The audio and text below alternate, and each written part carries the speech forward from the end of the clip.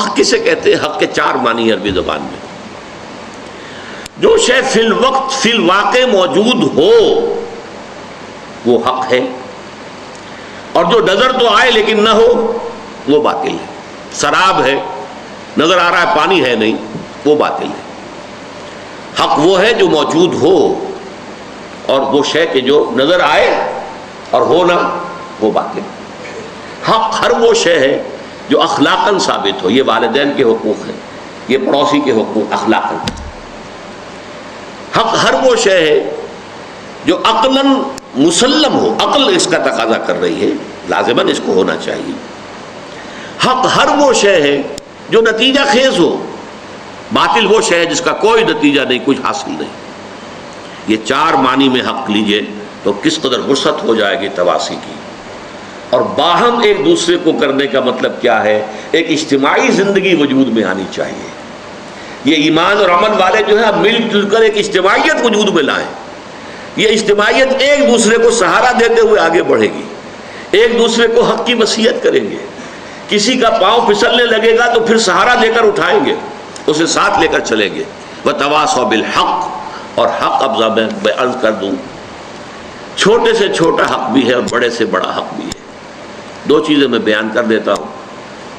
کسی نے کسی کے 100 روپے 200 روپے دینے ہیں، وہ نہیں دے رہا ہے، اس سے جا کر کہنا بھائی آپ اس کے پیسے دے دیجیے، ادا کر دیجیے.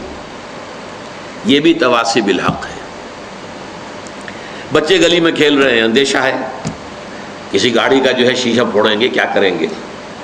اگر آپ ذرا ان سے کہیں تو یہ بھی تواصی بالحق ہے کہ بیٹے یہ کھیلنے کا میدان نہیں ہے، آپ جا کر کہیں میدان میں کھیلیں. تواصی بالحق ہے. اور سب سے بڑا حق، یہ زمین اللہ کی ہے، یہاں اللہ کا حکم چلنا چاہیے. یہاں سے وہاں تک تواصی بالحق ہے. یہ چھوٹا حق بھی ہے، بڑا حق بھی ہے. گویا کہ اس میں ساری منزلیں آ گئی. اب ایک تو جماعتی زندگی، مل جل کر ایک کام کرنا، اس لیے کہ یہ کام آسان نہیں ہے. اس کام کے لیے جیسا کہ اگلا مرحلہ آئے گا، وہ تواصی بالصبر، بڑے صبر کی ضرورت بھی ہوگی.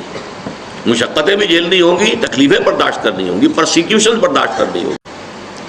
لیکن یہ چھوٹے سے چھوٹے حق سے لے کر بڑے سے بڑے حق تک جب انسان حق کا علم بردار بنتا ہے.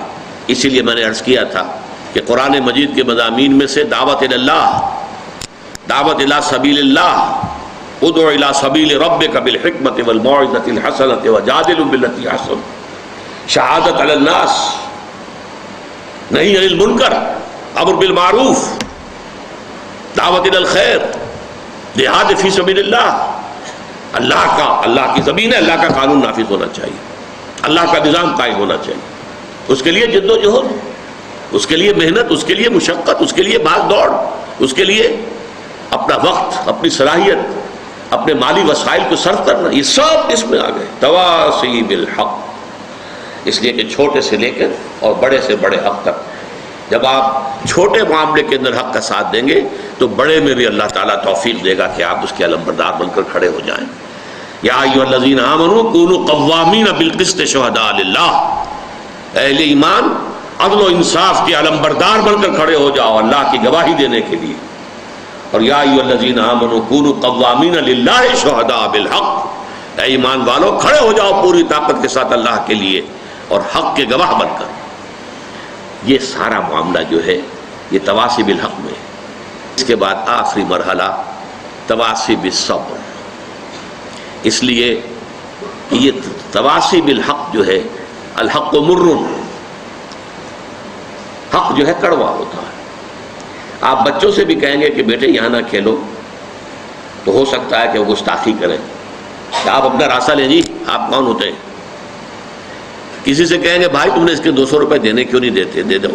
بھائی تم کون ہوتے ہو ہمارے معاملے میں آنے والے. ریزنٹمنٹ ہوگی، اس سے جوابی کارروائی ہوگا. اور یہ تو چھوٹے حقوق کی بات میں کر رہا ہوں. ذرا بڑے حق کی بات کر کے دیکھیے. جو وقت کے شداد ہیں، فرائض ہیں، نماردہ ہیں، ظاہر بات ہے کہ وہ کبھی برداشت کریں گے کہ حق کا بول بالا ہو، اللہ کا دین قائم ہو جائے، ہماری بادشاہتیں ختم ہو جائیں. کوئی فرعون چاہے گا، کوئی نمرود چاہے گا. یہ کبھی نہیں ہوگا. اسی لیے تیسرا سبق ہوگا انشاءاللہ اس منتخب نصاب کا سورہ لقمان کا دوسرا رکوع.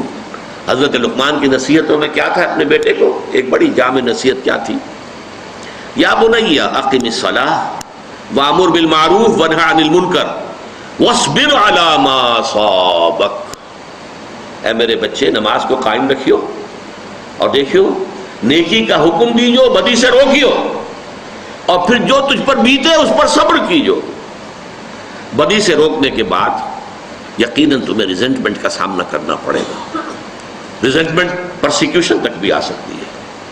کیا لڑائی تھی؟ کیوں مارا جا رہا تھا حضرت بلال کو؟